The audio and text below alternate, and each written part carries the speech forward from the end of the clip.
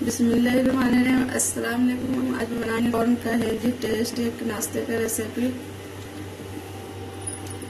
पानी रखे हैं, पानी बॉयल हो गया, इसमें सब कॉर्न का डाल लेंगे।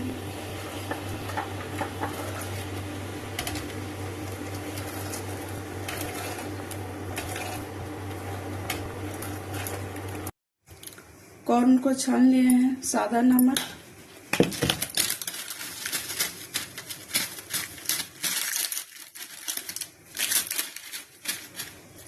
काला नमक,